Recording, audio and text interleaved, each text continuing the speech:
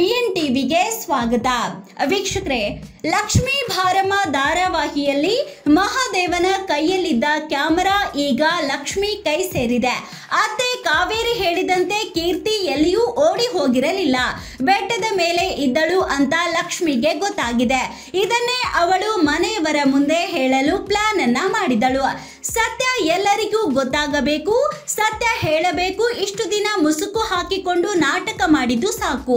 ಏನು ಮಾಡುತ್ತಿದ್ದೀರಾ ಅಂತ ನಿಮಗೂ ಗೊತ್ತಿದೆ, ಆದರೂ ಎಲ್ಲರನ್ನ ಯಾಮಾರಿಸುತ್ತಾ ಇದ್ದೀರಾ.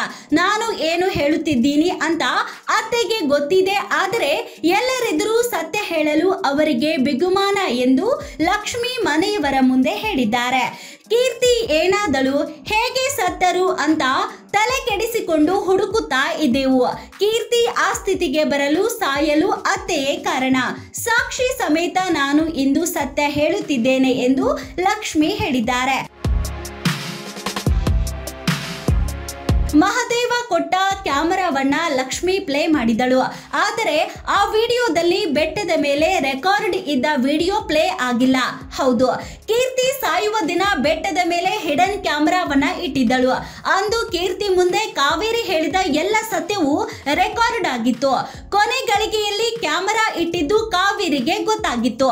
ಇನ್ನು ಅಲ್ಲಿಯೇ ಅವಿತು ಕುಳಿತಿದ್ದ ಮಹಾದೇವ ಎನ್ನುವ ಮಾನಸಿಕ ಅಸ್ವಸ್ಥ ಆ ಕ್ಯಾಮೆರಾವನ್ನ ನೋಡಿ ಆ ಕ್ಯಾಮೆರಾವನ್ನ ತನ್ನಲ್ಲಿಯೇ ಇಟ್ಟುಕೊಂಡಿದ್ದ.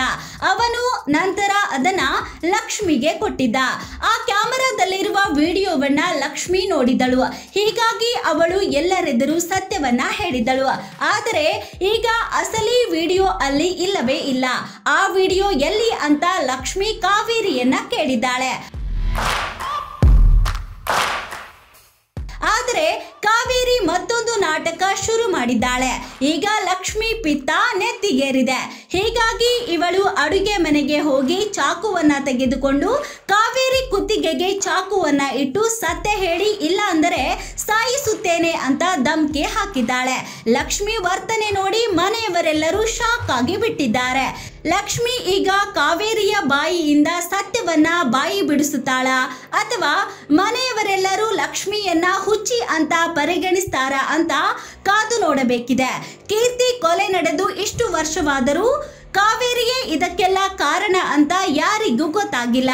ಹಾಗಾದರೆ ಮುಂದೆ ಏನಾಗಬಹುದು ಎಂಬ ಕುತೂಹಲ ಶುರುವಾಗಿದೆ. ಮತ್ತಷ್ಟು ಸುದ್ದಿಗಳಿಗಾಗಿ ನೋಡ್ತಾ ಇರಿ ಬಿಎನ್ ಟಿವಿ. ಲೈಕ್ ಮಾಡಿ, ಶೇರ್ ಮಾಡಿ, ಸಬ್ಸ್ಕ್ರೈಬ್ ಮಾಡಿ. ಇದು ನಿಮ್ಮ ಧ್ವನಿ.